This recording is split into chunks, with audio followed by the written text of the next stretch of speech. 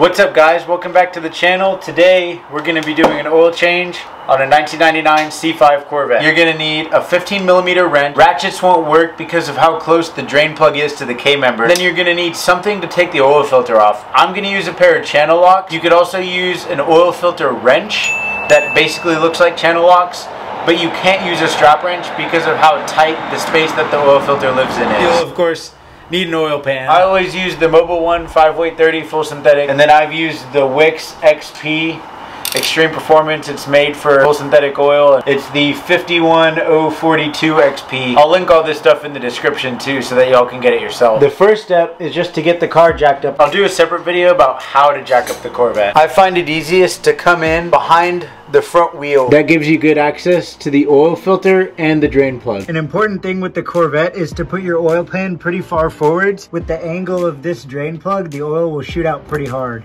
Yep. Just caught it. Once you've taken the drain plug off, it's always good to remove the oil cap just to help let any pressure out and get all the oil out as much as you can. First, I'm going to try to take this off by hand. It shouldn't be too tight. Whenever you go to put your new filter on, get some oil on your finger. It can be the old oil, or at my personal shop, I have just a little Tupperware full of clean synthetic oil that I'll use, and you just rub it around the oil ring. The purpose of that is to lubricate that rubber against the mating surface as you screw the filter on so that you don't tear up the rubber. This should only be hand tight. I always like to clean the drain plug. When you put the drain plug in, you also don't want to over tighten it. These things will kind of settle in with the constant heat cycle. Pour it in,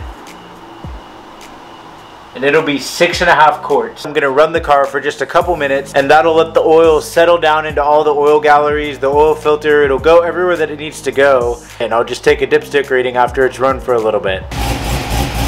I'm gonna just pull out the dipstick and make sure that the level is good. Thanks guys for watching. I hope that was helpful. Got more how-tos for cars, street bikes, and also more fun stuff coming. So if that was helpful, please give me a like and subscribe, and I'll see you guys next time.